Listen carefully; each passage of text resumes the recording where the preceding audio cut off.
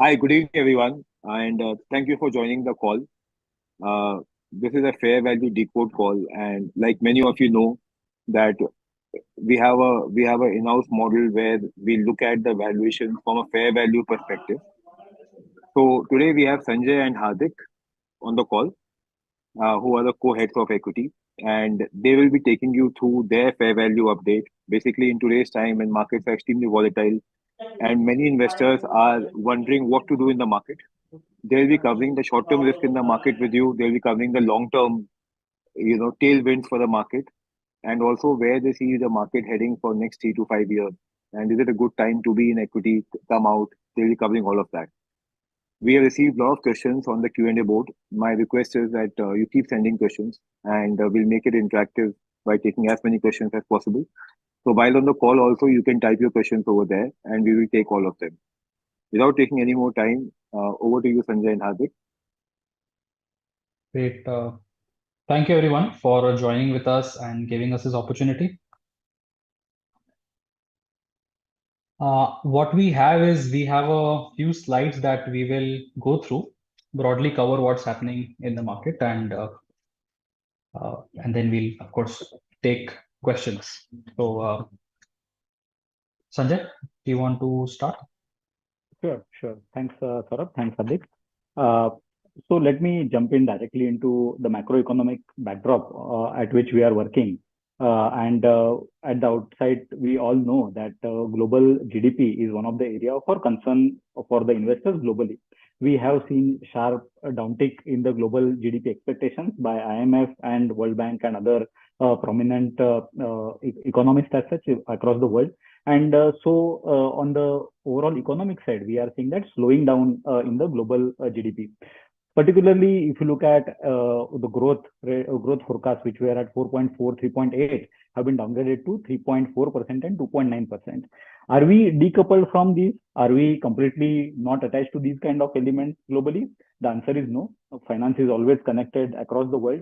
So we have to be cognizant that this global GDP slowdown is one thing which we have to always keep in mind when we are working in the equity asset class as such. So that is one first message which I wanted to convey from the overall macroeconomic backdrop. Hardik, next slide. However, as is widely known now, I think thanks for the great response to our presentations of the elephant can dance, and you have seen like many queries have come on our presentation in Cafe Mutual as well. That we have been making this point that India is one of the sizable economies, sixth largest economy, and also the ninth fastest.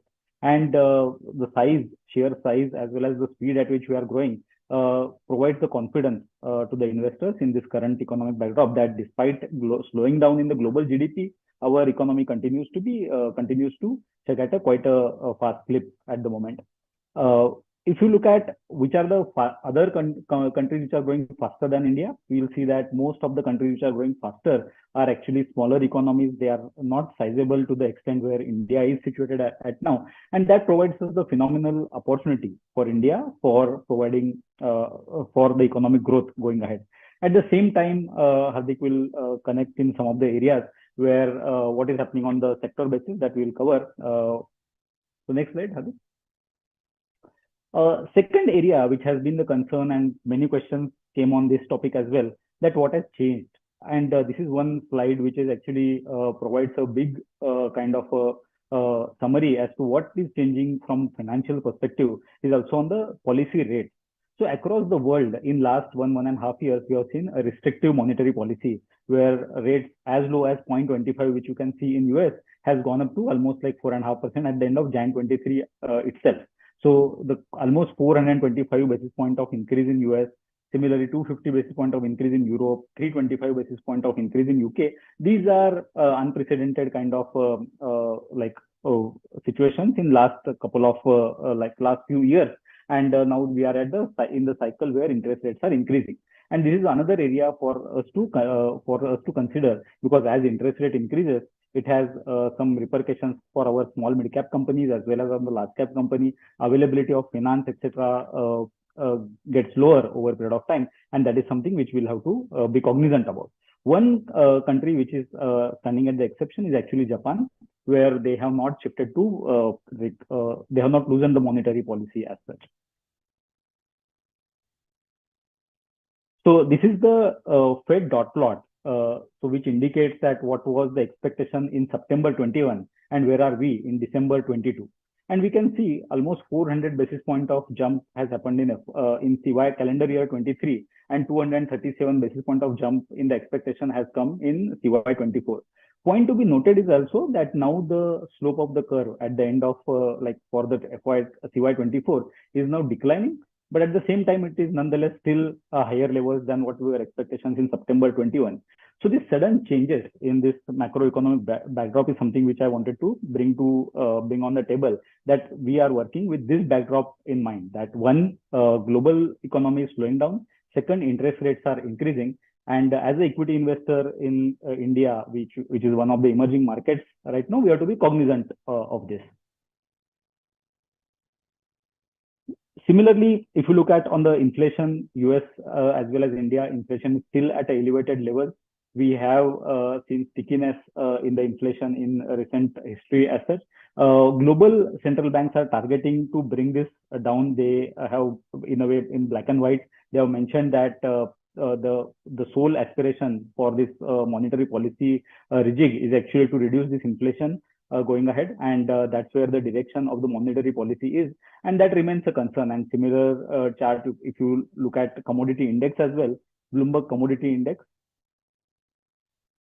also indicates we are at elevated levels still, though recently it has cooled off from Jan 22 levels. Now in last 1 year, you will see that commodity index is cooling off. So the worst part on the commodity inflation may be behind us. However, still we are at elevated levels in terms of inflation that we have to be cognizant about.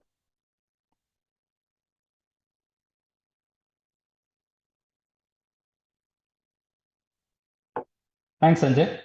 So I will be just taking the subsequent part of the presentation as well. Just give me 1 second.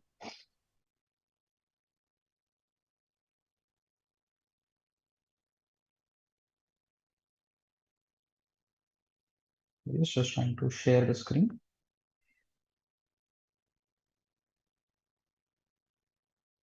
So we have already covered some of the important aspects that are currently on investors' mind. We covered inflation, we covered the global tightening of monetary policies, and how India is growing fast.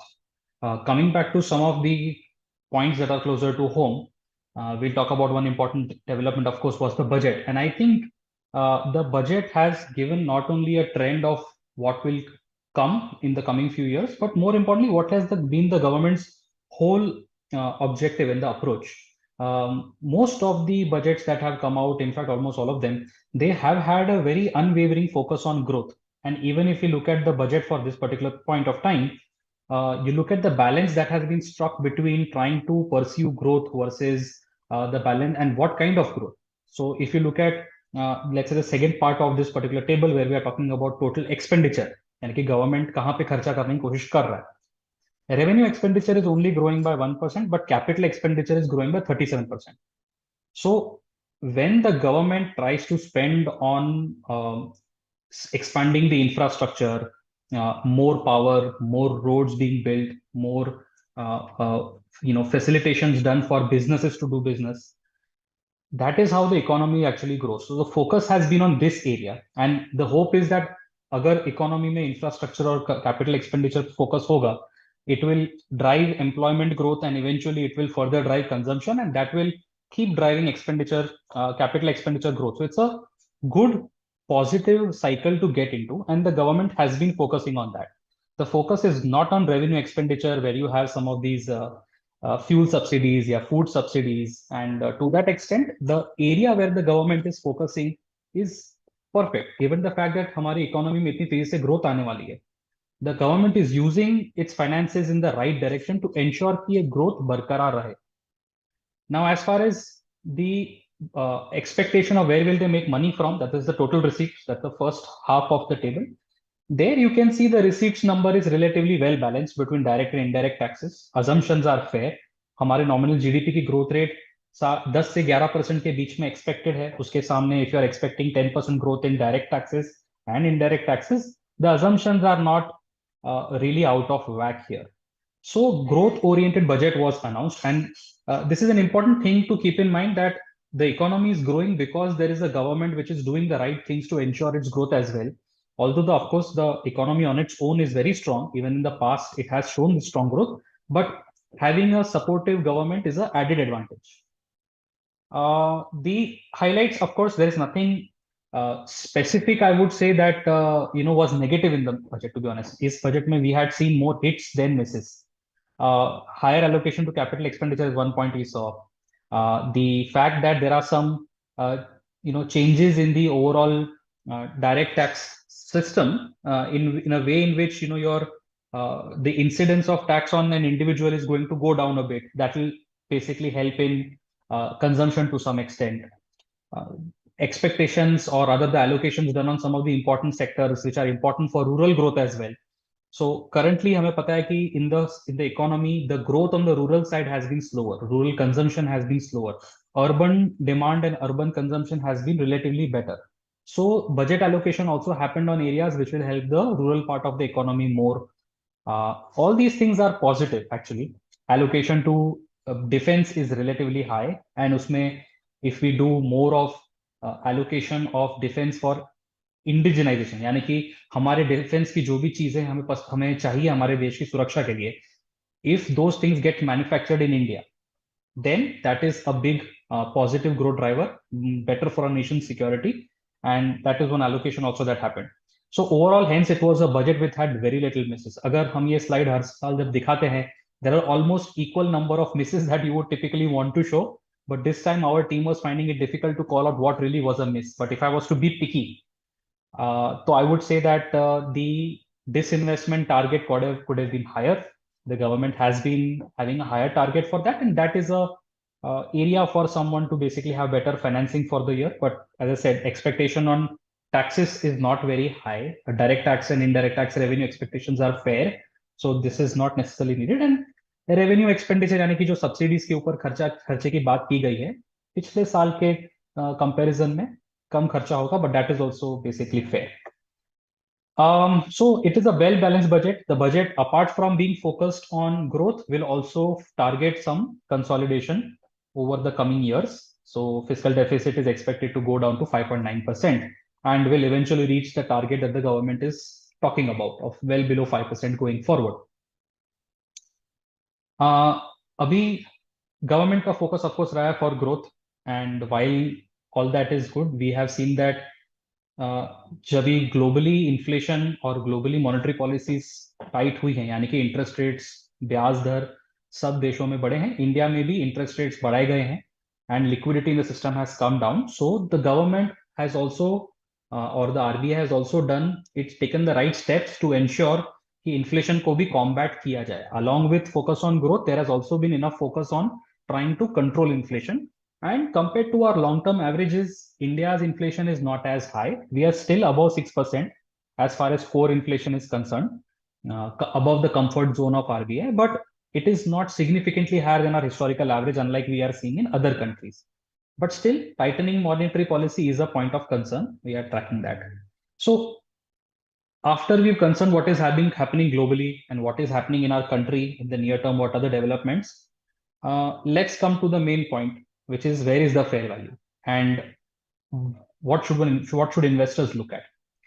So as of end of February, fair values have now come much closer to fair value. The Nifty price has come much closer to the fair value.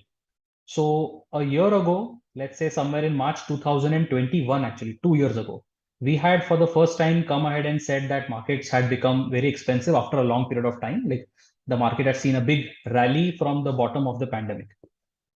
Then after that, the market remained expensive for a long period of time. And somewhere in March 2022, a year ago, we gave a fair value update saying that markets have now become very favorable.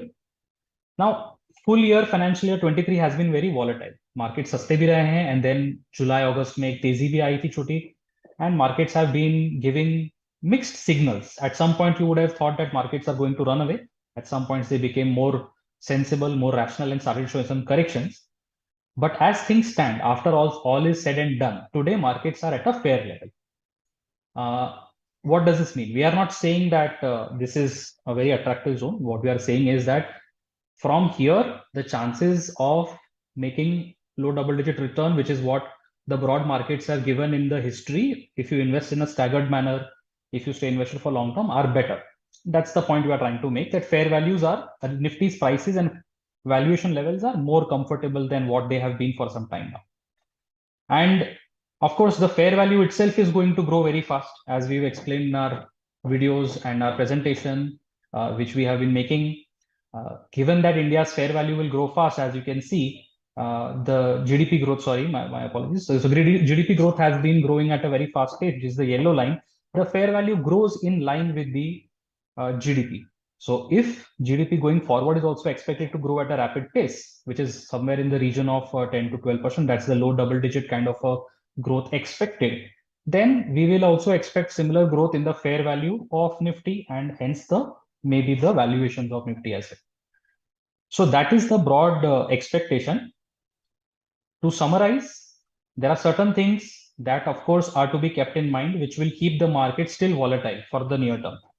These things are increased the unwinding of monetary of the easy money policies. So जो interest rates पूरे देश अलग अलग देशों में बढ़ाए गए हैं, इसकी वजह से जो growth पर impact आएगी, that is something that we are watchful of. Now I don't think so there is a question कि यहाँ से interest rate और बहुत ज़्यादा बढ़ने वाले हैं कि नहीं. We are probably closer towards the peak of the interest rate, but what impact it will have on growth? इससे growth कितनी धीमी हो जाएगी हमारे नहीं सारे देशों में, वो एक चिंता का विषय है, and we are closely monitoring it. This can be a short-term issue. The Russia and Ukraine geopolitical situation, what unintended consequences can come out of it? अगर ये सिचुएशन बरकरार रही और एक साल के लिए इसका वापस से सब जगह इन्फ्लेशन और ग्रोथ पे क्या इम्पैक्ट आता है हमें पता नहीं. When the war started in February 2022, crude did not immediately spike, but as the expectation that it will basically continue into winter, तब crude के भाव बढ़ गए थे, oil के भाव बढ़ गए थे. So it is about how long will this last, what impact it will have on different areas is difficult to figure out. And of course, with these increased in inflation, higher interest cost, what will be the impact on profit margins for next 1 year are something that is we are little concerned and mindful of. Of course, every questions have also come around that point as well. Having said that, ये सब short term के जो concerns हैं इनको ध्यान में रखकर भी now there are some things that are in the favor of an investor. Firstly, valuations have become very reasonable compared to where they were 12 to 15 months ago, as I said. Second, we are seeing a very healthy growth in the fair value because हमारी economy की growth इतनी तेजी से चल रही है. So we will see very good growth in the fair value and hence very good growth in the equity markets, hopefully in the long run. That is the expectation that one should be keeping in mind. And the government has done all the right things it needs to do to support this growth. Corporate tax were lowered in 2019 September. There are a lot of stimulus that the government provided, like production linked incentive schemes, PLIs. The budgets that came through in the last few years have been very supportive of growth. So for all these things, we feel that for an Indian investor, the story is very structurally strong for the long term.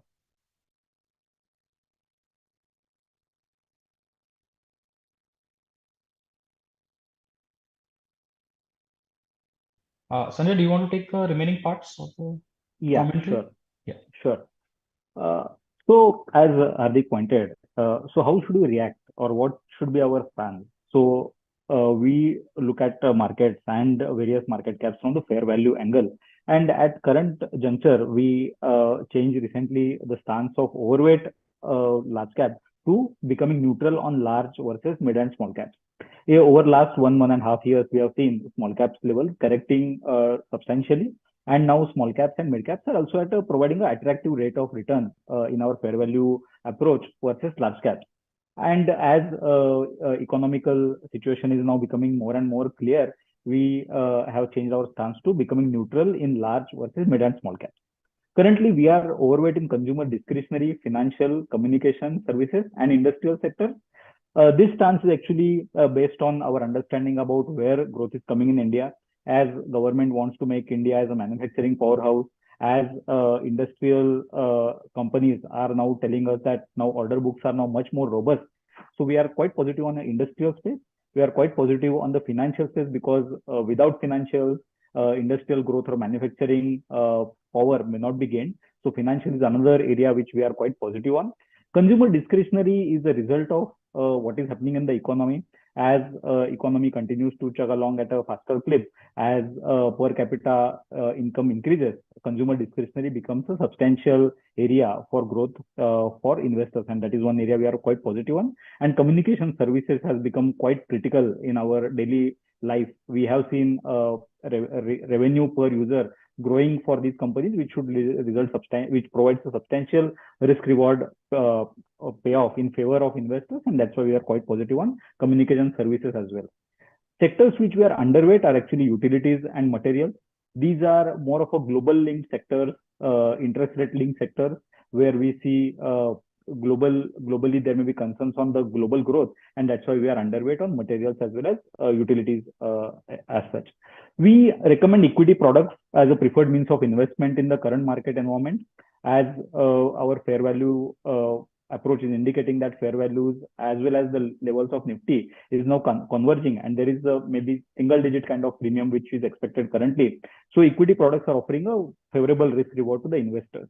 We has always been proponent of being a staggered, being disciplined in taking participation in the equities, and that's why we recommend 3 to 6 months of staggered entry in the all the equity products which investors think are appropriate for them. That is the outlook which we wanted to provide.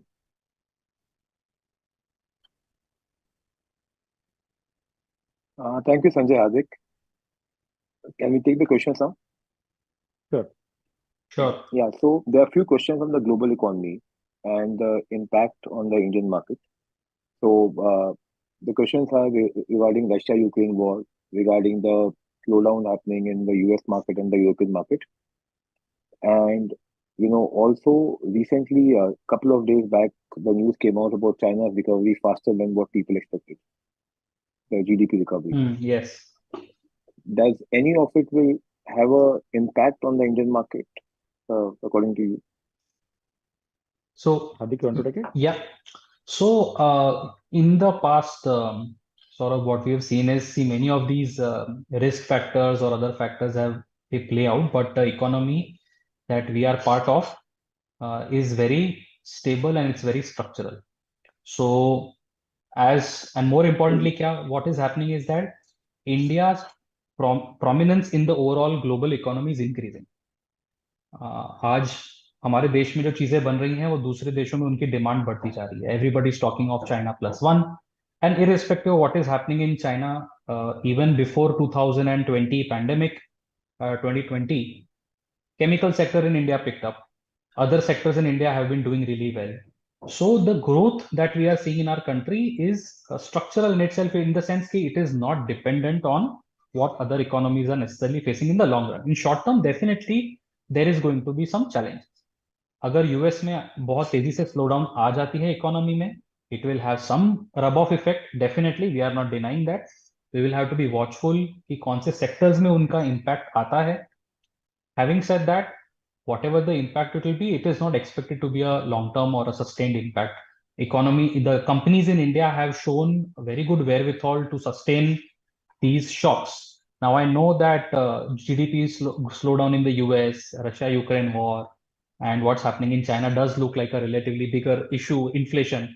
But we had a huge shock like the pandemic that not only our country and everybody sustained. As a population, we sustained that, and we have emerged much stronger from it. If I told you about 3 years ago that we will not be leaving our homes for 6 months or more, nobody would have expected the markets and the economy to be where it is 3 years later, where it is today.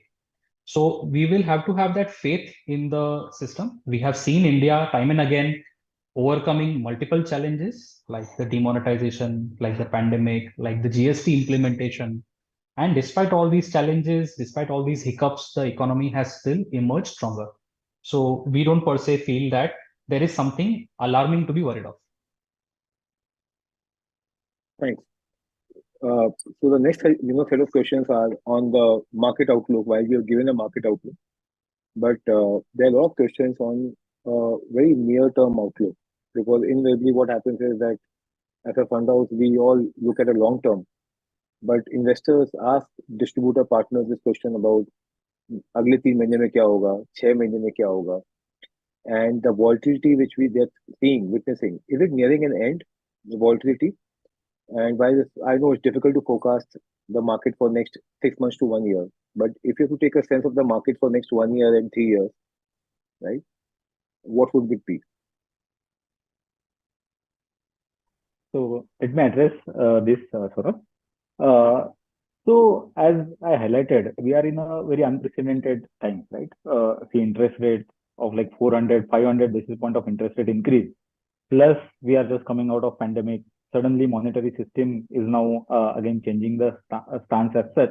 Commodity prices, we have seen that suddenly with this Russia-Ukraine war, global risks which are coming to fore, suddenly from ESG, now again, some of the countries are going towards coal. And these are like very big trends which are emerging in the geopolitics as well as on the global macroeconomic front. So we have to be cognizant of what is happening in the overall construct. And that's why near term looks quite volatile, as we have been mentioning. These challenges will be there. Idea, in my opinion, for investors is to look at long term, what like disciplined approach as well as time. They have been the friends of investors for long, and I think that would be the solace we have to see. Having said that, if you look at our framework of looking at things, if I look at from the fair value perspective, we have been talking about fair value for long now, and during our NFO discussions as well as multiple forums where we have been discussing, we have been telling that our system is not telling us to time the market. So we have been proponents of disciplined approach of investing as well as disciplined approach to participate in the equity market. And in the short term, this volatility we have to wither with the disciplined approach. So short term will be volatile. It is not very clear that which direction a market will likely to take, considering there are multiple variables, not only from monetary policy perspective, geopolitical perspective, even short term like monsoon, what is going to happen in the elections. These are key variables which will be keeping a watch on. But to predict them and tell you like what is the direction in the short term will be not something which is there in the system for us. Fair enough. There are some questions on the recent Hindenburg report and Adani stocks, correction which happened. So the questions are that somewhere the investors' confidence is getting shaken up with this. What what do you see the impact of this on the broader equity market in times to come?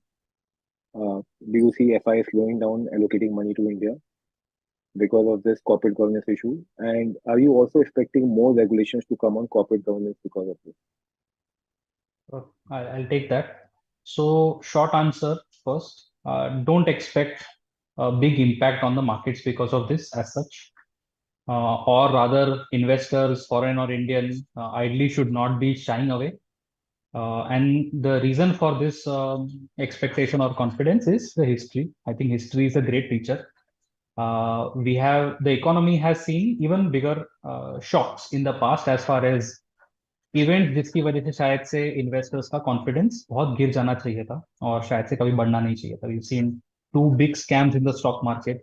We have seen some large corporates in banking space. We have seen some large corporates in housing finance space, where there have been financial misdoings, scams, financial fraudulence has come to the fore, and markets are seeing big correction. But that is the way for any emerging or developed country. Today, if you pick up developed countries as well, even there are instances of malfeasance. कोई भी country अगर इस तरह से economy में growth दिखाएगी, especially in very strong economic cycles, there will be one of such events which will come. But investors historically have not painted the whole picture with the same brush. So we don't expect that they will do so going forward. Thankfully, and that is how it is, one corporate group, any corporate group, no matter how good or how big they are, they don't really drive the overall economy or define the overall economy and the system. And no system can be completely foolproof. So from that perspective, we don't think that is happening. Why will investors also not ignore the Indian market is for the fact that you look at why no business houses globally are not ignoring Indian market.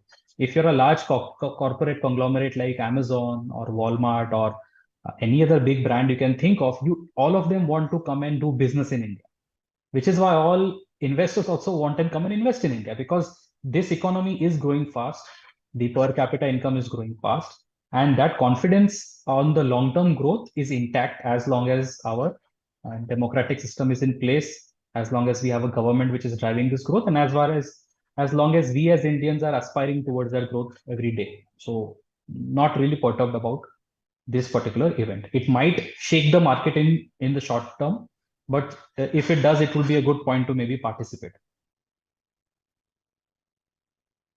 Uh, Thanks, Adik. So there are a few questions on Vinay's exit, the CIO exit. I'll take them up. So the questions are that what are we seeing the way forward after Vinay moved out? And then there was a subsequent question on क्या process change हुआ है, कुछ और changes हुए हैं. So I'll take that up. So yes, Vinay, told us that he's moving out and in November, and he recently left in January. So right at the beginning, we came out with an announcement about him resigning. He was there for next 3 months, but we thought it would be also, you know, with the way we want to be transparent with all our partners and investors, we thought it is important to be very upfront about it. One, because of the transparency that we want to maintain with our partners. The second is that somewhere the company always plans for succession. We all know that at some point of time people may leave, and the succession plan was already there. It took us 10 days to announce after he conveyed it to us, because that was the time that we took the board approval and everything for the succession plan. Similarly, while Sanjay and Hardik have become the co-head of equity right now, we are also looking at their succession plan in the future, because that's how organizations work. So we want to be as an organization not depending on individuals, but like we said, हम लोग हमेशा process को लोगों से ऊपर रखते हैं. And credit goes to Vinay for being the architect of the process, because when he joined in, he actually laid out the whole process. And last from 2018, we have been following up this process rigorously. There have been changes made. जैसे किसी भी software के अंदर कई बार version change होता है. There have been changes made in the process to make it better with time. But also what happens is, while Vinay designed the process, the entire team worked very hard on the process from the day one. The process is designed in such a way that it's not possible for a single person to operate the process on his own. There are so many parts to it. There are so many moving parts to it. Now, the entire investment team works in the same process. Nothing has changed about the process, right? We continue with the same process. In fact, when we are looking to hire a new CIO, our wish is that we get a CIO who will come and operate within the process or probably make it better. But we are not looking at changing the process, because just to give you a brief, what we were trying to achieve from the process, our objective was that our fund finally, investor is not looking at how you invest. He's looking at the outcome. The outcome that we wanted to give to our investors and partners was that consistently over a long period of time, the fund should be delivering above average returns, Q1 or Q2, on a rolling return basis. Yes, there are times when funds will underperform. So, for example, when markets are going through a momentum phase, we don't have momentum as a factor in our investment process. I'm not saying momentum is good or bad, but obviously at that time, at that point of time, the funds may underperform, right? There are times when the weaker ROC companies do well in the market. We don't invest in companies which have a weak ROC, return on capital employed, right? If they are doing well, obviously our portfolios will underperform at that point of time. But what we have seen, that the investment process that we are running and the kind of filters we have put over there, over the long period, most of the time, this strategy works, right? So that's the update on the on the fund house investment side. We are also we have elevated two of our analysts as assistant fund managers. We are also grooming internal talents to see if they can become the fund manager. We're also looking at outside hiring more analysts in the team. So the focus is same, the process remains the same, nothing changes. Now, now also what happened, that there is a question in the mind of partners which have come in, that recently the performance of the fund house has gone down in the scheme. And some people think that can it be because of the winner? And I think that's something which we need to answer. So Hardik, Sanjay, if you can take up why our performances in some of the funds have suddenly gone down in last 1 year. Sure. So let me take that. So firstly, why the performance has been affected is not, a reason for any change in the team per se. If you look at the overall metrics that we track, our objective is to invest in companies which are which are basically growing faster than average in the industry. So उन कंपनियों में participate करें जिनकी growth उनके industry से ज्यादा है, वो कंपनीज में इन्वेस्ट करें जिनका रिटर्न ऑन इक्विटी उनके इंडस्ट्रीज से ज्यादा है. So now, why is this the approach? We have done a study in the past where investors make money in the equity markets. And उस स्टडी ने ये दिखाया है कि अगर आप ऐसी कंपनियों में पार्टिसिपेट करोगे जो ज्यादा फास्ट ग्रो करती हैं या ज्यादा रिटर्न ऑन इक्विटी बनाती हैं, रिटर्न ऑन इक्विटी का मतलब अपने बिजनेस प्रमोटर्स के लिए, ओनर्स ऑफ द बिजनेस के लिए ज्यादा रिटर्न जनरेट करते हैं in terms of capital, then ऐसे बिजनेसेस ने यूजुअली स्टॉक मार्केट्स के रिटर्न्स के हिसाब से अच्छे आउटकम दिए हैं, उनके स्टॉक के प्राइस ज्यादा बढ़े हिस्टोरिकली. तो अगर आपने उस तरह से पोर्टफोलियो बनाए होते तो आपके पैसे बढ़ते. Keeping this in mind, we also created the process with the same approach. And that approach, that investment, that choice continues to remain. Her quarter, every time we keep tracking whether the companies that we have, are they doing this? Are they actually growing faster? Are they actually generating higher than average return on equity? And so far, all of that is in sync. But however, in the short term, sometimes for 1 years also, what can happen is that there's a certain type of companies in the market which will do differently in different times. So for example, पूरा जो 2022 का calendar year रहा है, especially the last 4 to 5 months of the calendar year 2022, August से लेके आगे तक December तक, companies which were not necessarily higher than average in terms of growth historically, companies that were not higher than average in terms of return on equity, ऐसी companies का stock price में ज्यादा improvement आया है. That's where the money has been made in the last 5 to 6 months of the calendar year 2022. Now in last 1 year has been a period where investing in high quality or high growth companies has not necessarily played out in 1 year, which is in equity markets language short term. However, on the long run, which is more than 2 years, 3 year basis, you will see that it is the companies with higher quality and higher growth which have done well, which is how our portfolios are also doing. So last 1 year's performance hence has nothing to do with change in the team. It is to do with what kind of companies have done well in this short period of last 1 year. And apart from that, as long as tracking the companies are concerned, as we can say, the process is still being followed the same way. हम track करते रहते हैं क्या हमारी companies actually वो process के हिसाब से उन क्राइटेरिया उन पर्टिकुलर गाइडलाइंस में फिट होती हैं, and they are continuing to do that. They are fast growing and higher than average ROE companies. So hence there is nothing that has changed as far as creating the portfolio is concerned. Eventually we are hopeful that market prices will reflect and you will see some performance improvement in the coming months. Yeah, Thanks, I Hardik. think you Yes, summarized well, Sanjay. Hardik, so nothing to add much. Yeah. Yeah. So Hardik, there are requests coming in. If you can also mix Hardik and Sanjay, if you can also mix Hindi in between. और the problem जो आपके important चीजें हैं उसको आप दोबारा highlight Hindi में कर सकते हैं. I know it's difficult to talk पूरा एक ही दोनों लैंग्वेज में, बट अगर No, जो we'll try. इंपॉर्टेंट चीजें हैं तो if you can highlight. Sure, thank you. sure. तो दूसरा क्वेश्चन है हार्दिक स्मॉल कैप की परफॉर्मेंस के ऊपर, and there are lot of questions on small cap performance. तो how do you see it going forward small cap fund? So I think जवाब वही same है in the sense that every quarter since the time we have been following this process, तो पिछले 5 साल से जब हम ये process follow कर रहे हैं, what we have been doing is that we have been trying to see if our companies are actually growing fast or not, whether our companies are actually generating higher than average return on equity or not. This is a test we keep doing after every few quarters that are done to check in fact every quarter this test is done on an individual company level. और वो हमारा काम है as a process manager. जो पूरी team है यहाँ पे, पूरे 9 लोगों की टीम हमारे पास जो है, उनका काम यही है चेक करना कि जो डेफिनेशंस के हिसाब से हमने कंपनीज को सिलेक्ट किया है, whether they are doing exactly what they were decided, they were chosen for.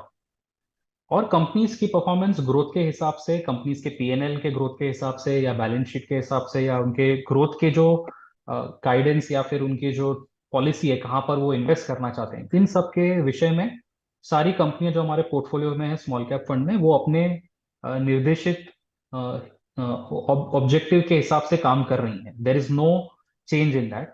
Stock prices small cap category में बहुत वॉलेटाइल होते हैं। काफी बार ऐसा होता है that there are more than 600 companies small cap category.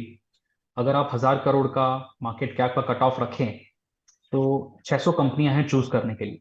And you have to choose one style, you have to choose one area where you want to be, and that area for us has been faster growing companies and higher ROE companies.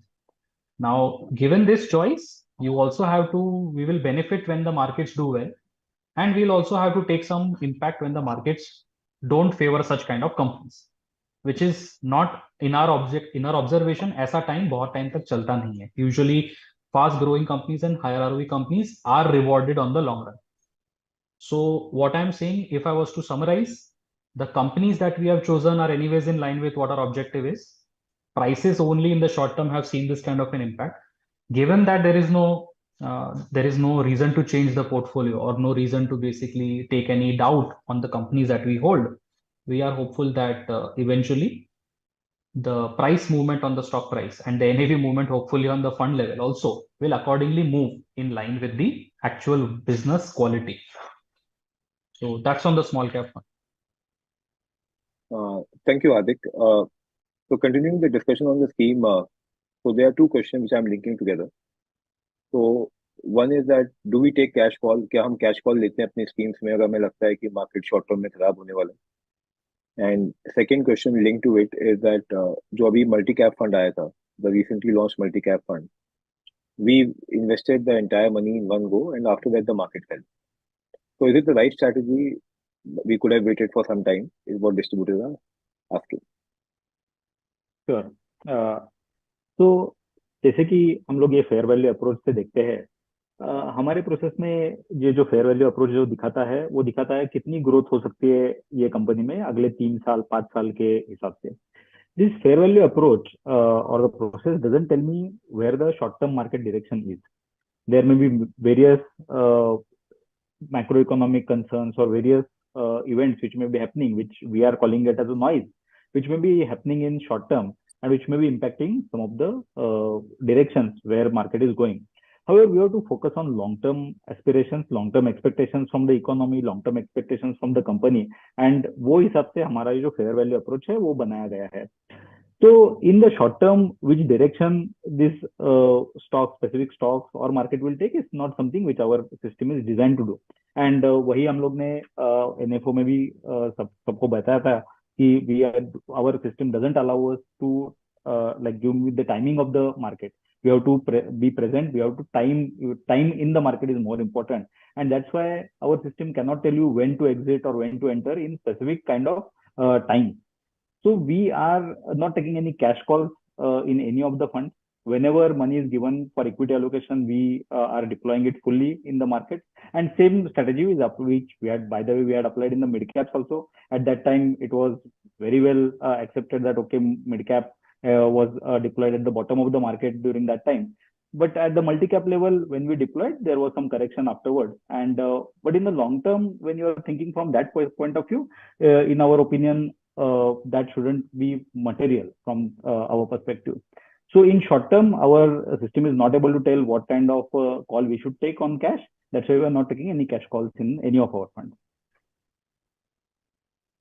So Sanjay, just to go further on this, in 2021, अगर आप लोग को याद होगा सबको कि बहुत सारे फंड्स लॉन्च हो रहे थे, and at that time investment team came out with a valuation that markets are expensive now. As a fund house, we did not launch funds at that point of time. right?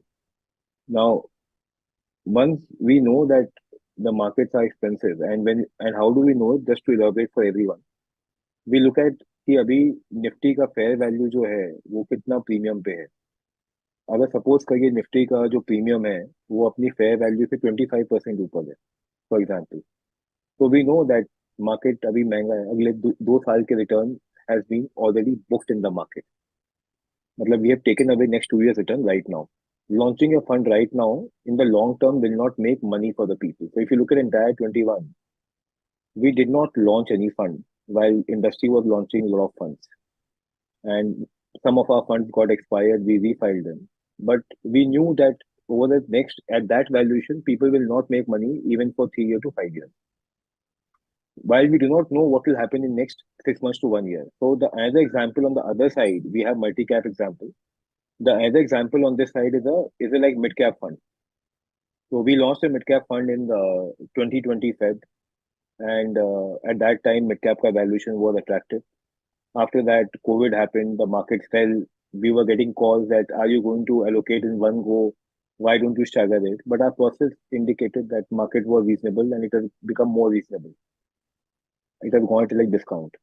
We invested the money. Now, as luck would have it, our investment was done at the lowest point in 2020, which I think was 23rd March.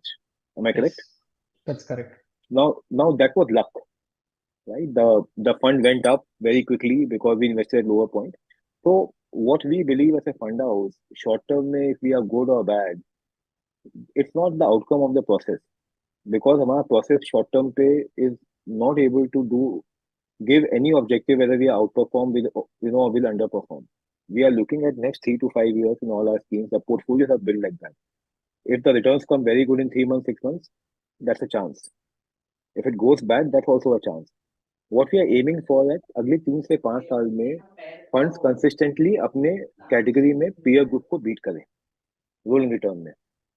So which is what Sanjay and Hardik were trying to tell, that if you look at it, पिछले 8-9 महीने में value stocks एकदम से चले. Right now, as a fund house, we don't bifurcate market growth या value के अंदर. We look at the potential returns. Now, if some stocks have done well for the time being and their potential returns are not looking good over next 3 to 5 years, they will not be part of our portfolio. So in essence, we don't try to capture. So we are not saying growth is good or value is bad. We look at it from a future returns perspective. So unless until something fundamental changes in stocks where the future value growth, fair value growth is going up big time, it will not become part of the universe. So there are times when funds will underperform when markets are like this, but 70 to 80% time over a long period, this strategy has worked, is what we have seen.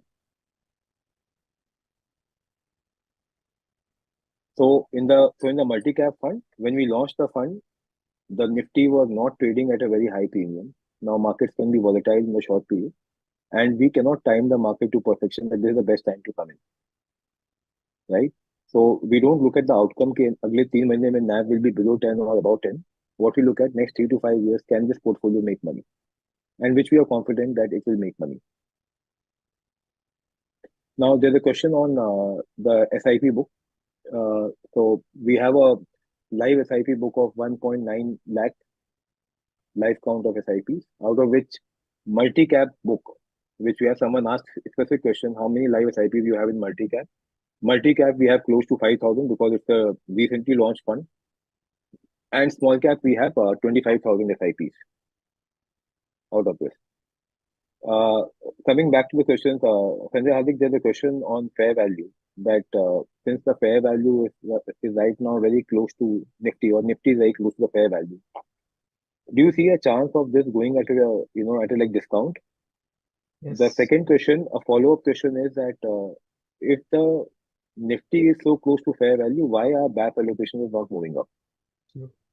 Sure. So short answer, can Nifty go to a discount? Yes, बिल्कुल Nifty अपने fair value के discount में भी जा सकता है. In our experience of the last about 12 years of tracking Nifty versus its fair value, Nifty has gone 20% of the times even below fair value. It has happened, but very, very rare and very short-lived. जाता है तो बहुत जल्दी reverse हो जाता है. So it can go. So that's the first answer. Second is that why is the BAF allocation so low compared to Nifty being close to the fair value?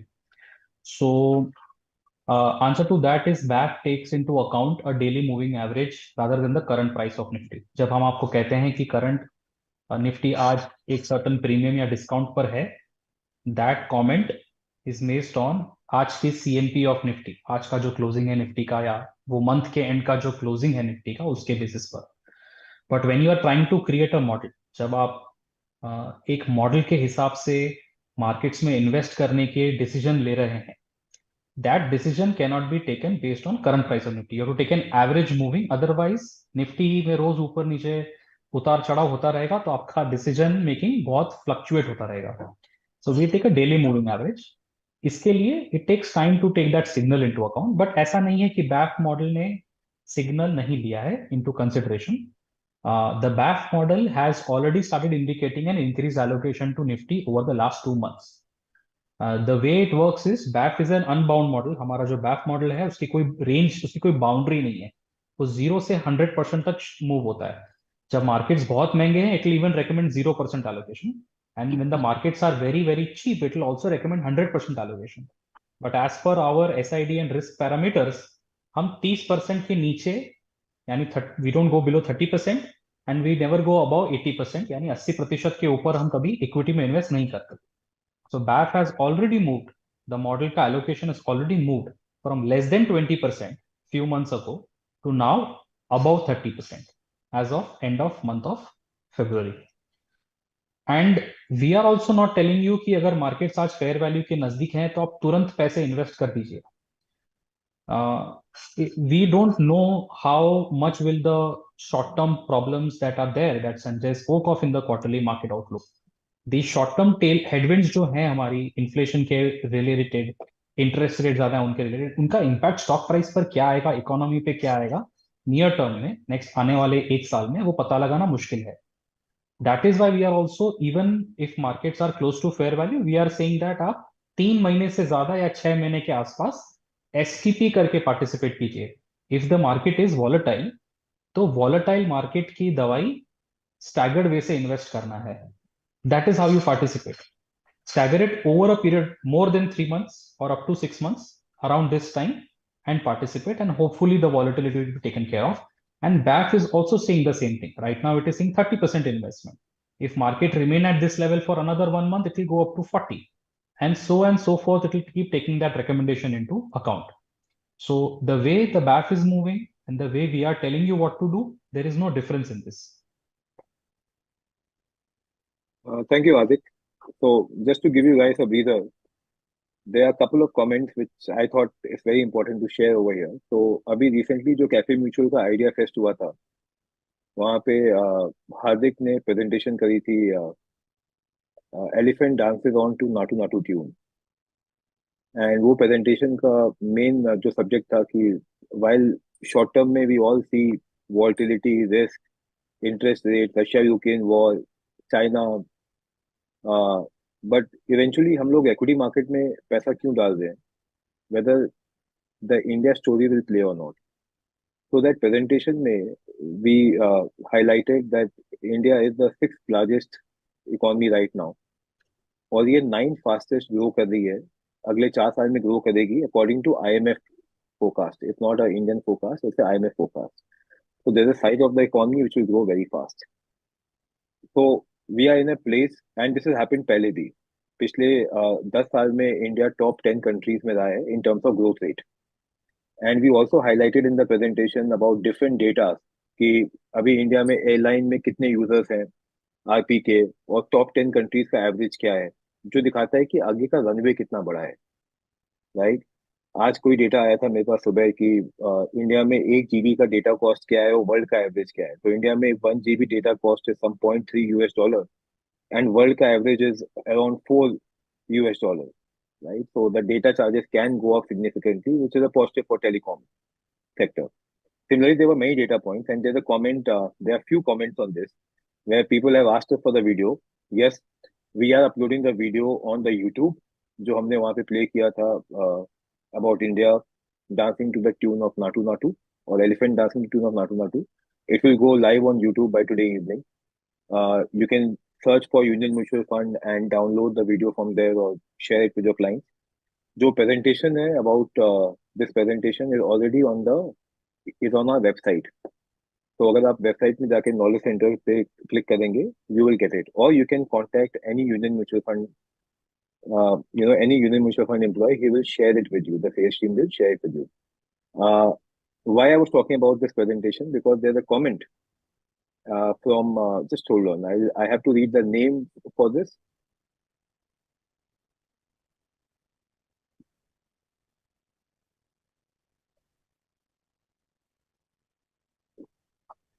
Yeah, Mr. Rajkumar from Chennai. He has made a comment, Sanjay Hardik, that whenever he sees an like elephant on the road now, he is thinking about our presentation of Natu Natu. Right. Yes. So thanks a lot for that. I think our job got done over there. And also, I would like to thank Mr. Omar from just hold on, sorry. Mr. Anand Omar from Kanpur, where he said he has no questions, but he would want to state that Union AMC is extremely honest and and ethical company. So thank you for that. Thank you. We've been trying to be as transparent and as honest and ethical. There are times when funds will not perform, like I'm telling you, but we'll come back to you and tell you why they're not performing. And there's no time that we'll not follow the process, because as a fund house we believe that it doesn't make sense if you say process and don't follow it. So we are very confident about about our process, and I'm sure over a period of long term you will have a good experience with us. Now, quick one. There are questions on the like sectors. So what we'll do is I will read out. I will tell a sector, and I'll pick up either Sanjay or Hardik, and you give a quick view on the sector. Will that work? Sure. Yeah. Yeah. Okay. IT, we have been underweight. Suddenly, we started increasing our weight on IT. View, Sanjay. Yeah. So IT sector is large sector in Indian context. We have gone underweight IT in January 22. So almost a year back, we went underweight IT. And the view at that time, which was taken, was that global GDP slowdown is impending. There may be reduction in the IT spends by global companies, and that would impact the growth for IT companies. That was the hypothesis at that time. Our analysis came true. Over a period of time, we saw IT companies having some kind of slowdown. In fact, we have seen some of the global IT companies reducing their headcount. In Indian context, what we have seen is the share prices of these companies have corrected significantly. तो over period of time risk reward ratio जो था ये IT companies का in Jan 22, this is actually by the way I want to underscore the importance of our quantamental approach over here, that quantamental approach में without bias जब हम लोग जब data देते हैं and the quant model shows up that what should be my portfolio allocation, तो इसमें हमारा क्वांट मॉडल जो था वो हमेशा बता रहा था कि now IT companies are not risk reward ratio is not favourable in Jan 22. तो हम लोग ने वो कॉल लिया कि आईटी कंपनीज को अंडरवेट करें. Over period of time stock prices corrected and now we have come at a point जहां पे आईटी कंपनीज का growth is now reasonable, expectations कम हो गए हैं, स्टॉक प्राइसेस करेक्ट हो गए हैं. Now we are making a stance that now it doesn't make any case to be underweight in IT. So we are no longer underweight in IT. We are equal weight in IT at the moment. Hardik, banking and financials. So banking and financials पे हमारा overweight 12 महीने से रहा है. For 12 months we have been seeing that what is happening is that before January 2022. Sorry, Hardik, can I interrupt over here? While banking and financials are a very broad category, if you can give a subcategory of bank, private bank, PSU bank, insurance, AMC, wealth business, financial securities, services. NBFC. Okay, Yeah. so let me break it in two segments. We'll talk of lending companies, which includes banks and NBFCs, and we'll take non-lending but financial services like insurance, AMCs, and other entities. So we have been overweight consistently on non-lending financial services companies before the January 2022 period as well, because that sector is anyways dependent on India's income growth per capita growth. जैसे per capita income grow होगी, people will spend more on financial services like insurance. In EMCs, of course, we are not able to identify companies which are fit the bill of higher than average industry growth. But overall, we saw that in other financial services names. And insurance was, of course, one of that area where we were playing in. But the other important area which we got overweight on, which was the lending space, yani ki banks or NBFCs, that happened in January 2022. We continue to maintain that overweight position. And the reason for doing so is that when pandemic was going on, the expectation was that most of these banks and NBFCs will see their asset quality getting deteriorated. ये जो भी बैंकों ने और loan कंपनियों ने जो भी अपने बोरोवर्स को लोन दिया था, एक्सपेक्टेशन थी कि पैंडेमिक के चलते शायद से उनके बोरोवर्स उनके लोन वापस अदा ना कर सकें एंड शायद से इनके asset quality पे impact आएगा, इनके profits पे impact आएगा. But as time went, the profits did not take an impact as much. Asset quality did not deteriorate as people were fearing. In fact, even as much as RBI itself was afraid of. So initially, even RBI was of the opinion that if situations continue the way they do, historical econometric models were telling them that pressure on the system can be very high. Listed banks and more importantly the large banks, they did not face that much of a challenge. Large NBFCs also did not face that much of a challenge. And as January 2022 came, we saw that pandemic is almost behind now. There is nothing much left as far as economic pressure is concerned, and these banks now have a very strong balance sheet. Now as an economy grows, you will need financing to grow that economy. Consumers will take loans to buy cars. Companies will borrow, take working capital to run their operations. And generally, financial services and financial lending will happen more to drive this growth. This has always been the case. And household debt as a percentage of GDP in India is way lower than what it is for other countries. So we went overweight or aggressive on the banking and financial space. And we still feel that those same reasons are valid as the consumption is picking up. Auto sector is picking up, other sectors, consumer appliance demand is also slowly showing some pickup. And generally, financial services also doing well. We find this sector continuing to do well because their balance sheets are strong still, and growth is continuing. We are going to see only second year of strong credit cycle growth after FY23. It is in a way a big recovery that is expected still. And with that in mind, I think this is one sector where still the price to fair value is favorable. अभी भी पैसे बन सकते हैं उतने on the from the price to fair value perspective.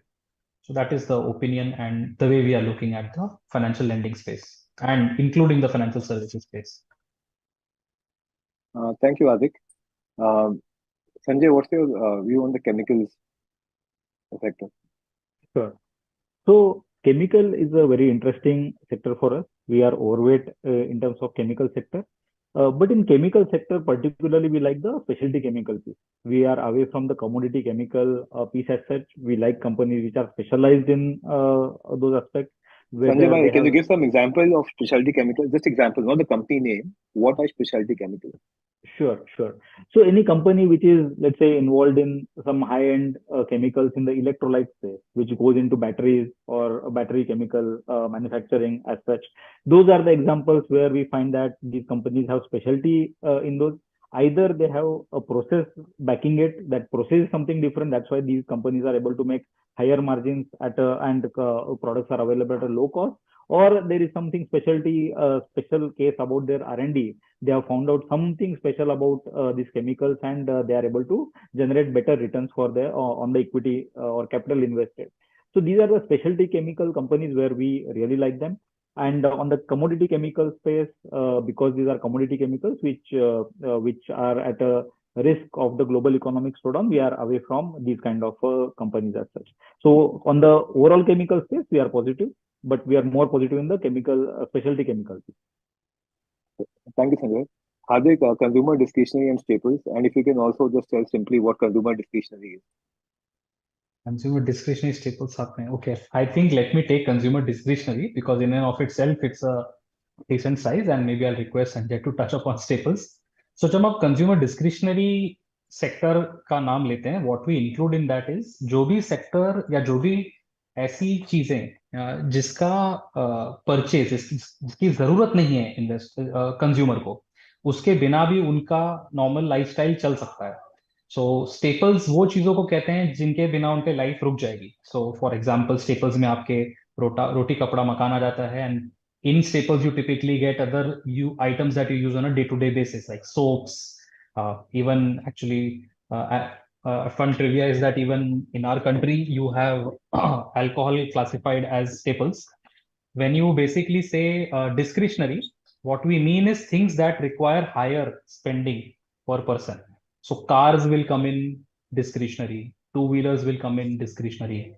These are items which you will use for a relatively long period of time. So air conditioners, uh, ACs, washing machine, consumer appliances for that matter, or where you will again maybe do some expenditure that is not really considered important from day to day. Thank you.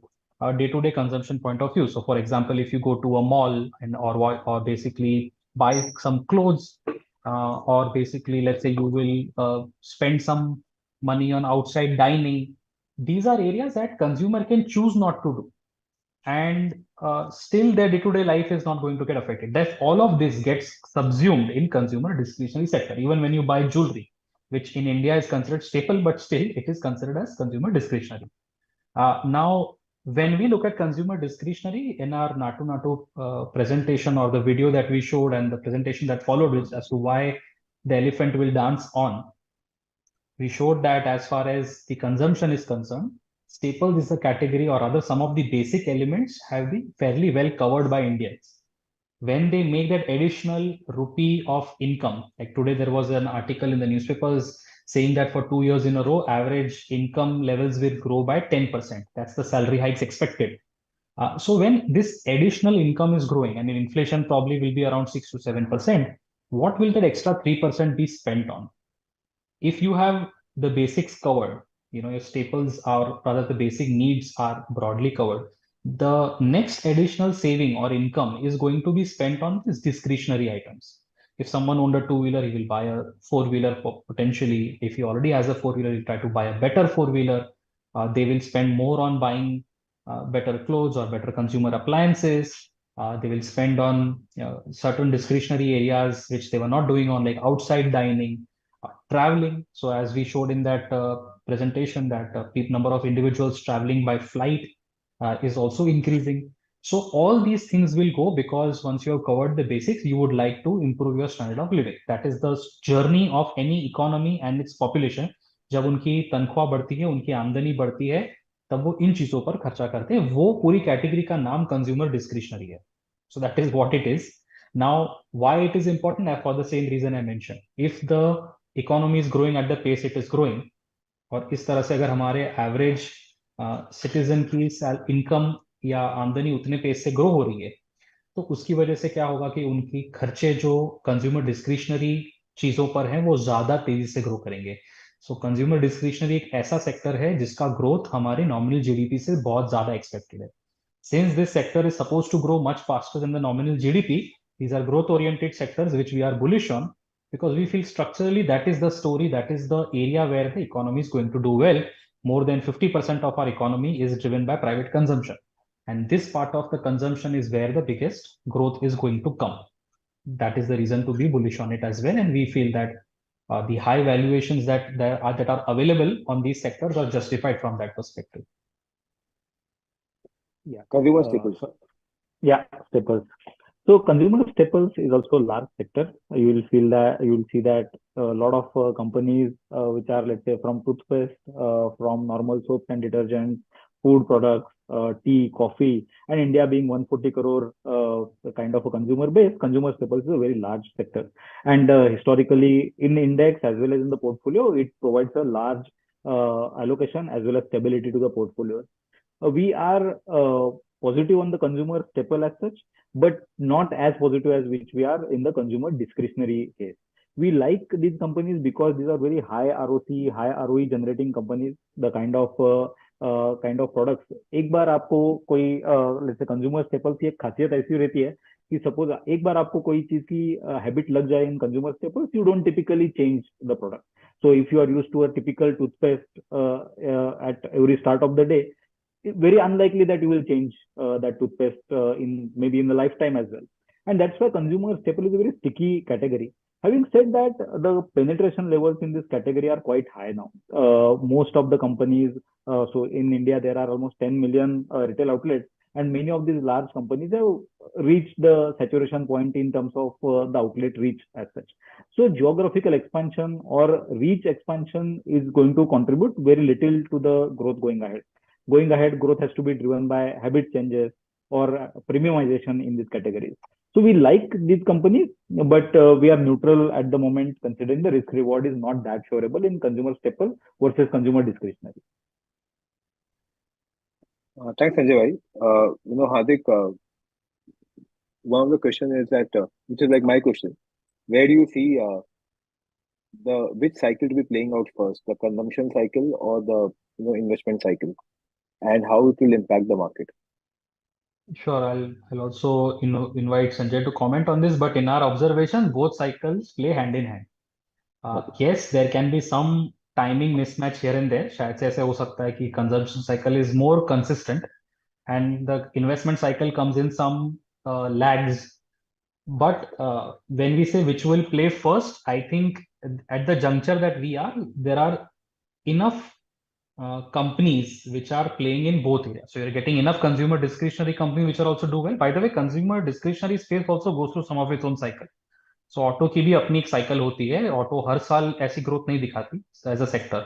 So having said that, there are always opportunities in both the space. From an economy's perspective also, अगर आप economy को dissect करेंगे, आप देखेंगे कि जो GFCF है, gross fix capital formation है, हमारे जीडीपी का एक भाग है, एंड प्राइवेट कंजम्पशन है, PFC कहते हैं, प्राइवेट फाइनल कंजम्पशन एक्सपेंडिचर. ये दोनों ही कंसिस्टेंटली एक साथ हाथ में हाथ रखकर चलते हैं. So we don't necessarily feel that any one for a very long period of time one will do better than the other, and that is why from investment perspective we don't differentiate. I think that's the point that I will make. Yeah. So Sanjay bhai? well covered by Hardik anyways. But just to mention that investment cycle and consumption cycle, as Hardik said, they go hand in hand. Investment cycle if you look at कि infrastructure पे जो spend हो रही है या फिर housing पे जो स्पेंड हो रही है, it is a very high velocity of money. So when a rupee gets spent, it circulates through economy multiple times when it is spent on the infrastructure or on the housing projects as such. That's why infrastructure cycle, or when we are saying that start of a capex cycle, that's why these are very important points from economy perspective. So we think that investment cycle is very critical. But at the same time, when investment cycle happens, automatically whatever is the spent in the investment cycle, it shows up in the consumer cycles in some months or some quarters time. Because when people earn, they spend on consumer staples, they spend on consumer discretionary, they go and buy new houses, they upgrade their automobiles, leading to demand in consumer discretionary. So these both cycles, sectors will go hand in hand, according to our opinion. We find that both these sectors are critical. That's why in all our portfolios, you will see that we have good positions in both the categories both the categories and both the sectors which Saurabh mentioned. Thanks, Sanjay. We have few more questions on the elephant dancing. So one comment is that they've appreciated the way the data is presented and the way the sales team reached out to everyone. And as a distributor has highlighted, it looks like you are coming out with a consumption-based NFO, consumption theme NFO. That's a good idea. Probably we can look at it, but we don't have a plan to come out with a consumption theme NFO. We have couple of NFOs planned, and we will look at the valuation of the market and launch them in the coming financial year. Sanjay, Hardik, this question is for both of you, and this is more on your personal side, because if I ask you a simple question on growth versus value, I know the answer. But today, if you have to take a call on your own investment, you have 100 rupees. How much will you park into growth? How much will you park into value? Are they going to go first? Okay, I'll go first. Fine. So see, so growth, value, and I don't look at growth versus value. I'd rather look at small cap, mid cap, large cap, value. So these are focused and value. These are all different themes. The problem is that people think value का opposite growth है. It's not that way. It's a category like there are other categories. You have, like, you don't say small cap is growth category, large cap is growth category, mid cap is growth category. It's not really the way it works. You buy small caps because they have the potential to become large. आप small cap और mid caps खरीद इस अपेक्षा से खरीदते हो कि वहां पे वो कंपनियां बहुत तेजी से बड़ी होंगी, तो नेचुरली उनमें ग्रोथ होती है. बट हर कैटेगरी को हम खरीदते हैं with the objective in mind that इसका मेरा टाइम होराइजन काफी लंबा है. That's why I am allocating it as a small cap mid cap location. So if I was to choose, I allocate something to value personally, just like how much I will allocate to small. So given my risk appetite, if I, let's say, hypothetically I'm allocating 40% to small cap and mid cap kind of categories, I will also allocate 10 to 15% to value because it has a diversification benefit in the portfolio. So that's how I'm thinking of it. Sanjay? Yeah, thanks. So since Saurabh asked is that a personal question, so let me answer in both ways. So if I put the hat of as a co-head of equity at Union Mutual Fund first, we don't look at value as value. See, value has two aspects. One, we look at as a bargain, number one. So something which is growing and something which is available cheaper than where it should be. That is how we define bargain. And we feel that we think that both bargain as well as growth has their own tasks to do in the portfolio diversification, and both should be part of the portfolio. So that is first answer. Now coming to since Saurabh asked is that a personal question, let me answer it from that fashion. As a person, when we are looking at India as a growth market, emerging market, where we are talking about high growth in the GDP, we are talking about economy growing at a faster clip, GDP per capita also growing at a faster clip. We have seen that over a period of time, growth companies get rewarded from that angle. And that's why in my personal portfolios, I would have higher allocation to the growth companies or growth oriented stocks and growth oriented funds than value at the moment. Thank you, Sanjay. Hardik. We have covered most of the question. Just to sum up the today's session. Currently, we think markets are not very expensive. They are trading very close to the fair value. In the short term, there can be headwinds in the market. It can be volatile. 3 months, 6 months, 1 year. We don't have an idea on that. But what we surely are confident about, that this is a good time to be in the market for next 3 to 5 years in the equity market. What we're also suggesting is that rather than coming in one go, come via STP 3 to 6 months, because you don't know how long the volatility will last. At least you will average out over there. That's the way we look at the market. In terms of cap, small cap, mid cap, large cap, they all are looking good. It's not that one is very expensive, so you should shift your allocation to large. Even if you have a 5-year plus money, small cap, mid cap are good funds to begin. But your horizon needs to be longer. Like Hardik mentioned when I asked him about growth versus value. As a fund house, we believe that yes, every portfolio should have some amount of value category of funds, 15 to 20% maybe max, according to us. Because as Sanjay highlighted, we are in the growth phase of the country, and it makes sense to be with the high growth companies. So, which is the way we look at the market. In terms of sectors, we have given update to you on the sectors, and our presentation also carries which sectors we are underweight, overweight on. In terms of the fund management team, I highlighted that the process remains the same. We will try to be as transparent as possible, and we are very, very confident about it. Whatever is like happening at the fund house level, our partners will be the first to know about it. Right? So we'll keep our communication on over there. And on the process side, nothing changes. It's the same process, right? Where the team is working on, and they all the team are aligned fully to the process. Nothing significant changes happening on the portfolios or the process. There have been some questions. I'll take them quickly, then wrap it up. So one question was on the like debt market outlook. So our view is that while there is a cause of concern still on the inflation side, and with some news of El Nino coming to India, food prices may go up.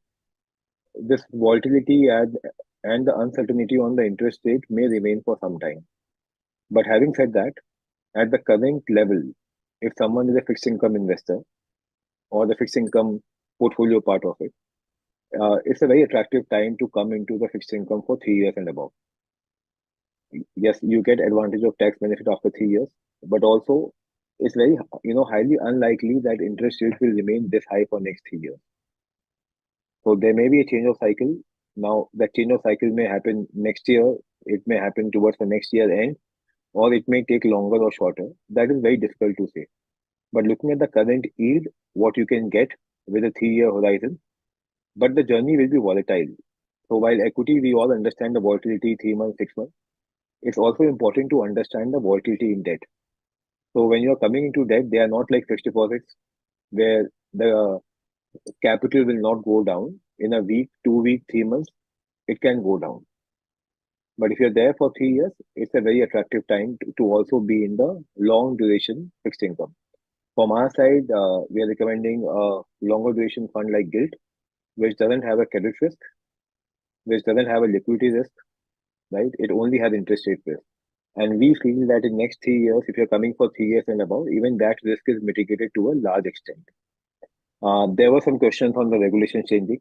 Yes, we are, like equity market, we also are living in the like uncertain times in terms of regulation changing. Yesterday, there was a regulation which came out, change in regulation which came out on B30. The clarity is still not there. So as an industry, we are seeking more clarity. But right now, the status quo is that from 1st of March, uh, the B30 is kept on hold for next 30 days. And regulator has asked agencies to check their systems, whether we have the right check and balances to ensure churning doesn't happen. And after that, some decision will be taken. Right now, the understanding that we have, and I'm saying it's the understanding, more clarity will come back. Whatever money has come on 28th of Feb, at least for the March, we can continue paying B30 on that. For fresh money, B30 approvals are kept on hold right now. The second question on the regulation change was the TR change. Yes, I've heard as much as you have heard in the media, and media is coming out with news every week. Yeah, there is some thought on moving from scheme level TR to the AMC level TR. But I also know only that much what you know, reading from the media. So we'll wait for that changes to come in. If at all they are coming in. So that's the second change which may come in over there. So once again, thank you all of you for joining in the call. And just to sum up the call, while at times the performance may be extremely good or bad in the short period, uh, but stay on to us. Thank you for your support.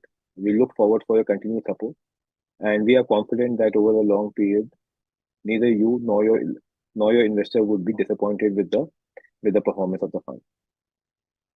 Thank you for joining in. Thank you very Thank you. much.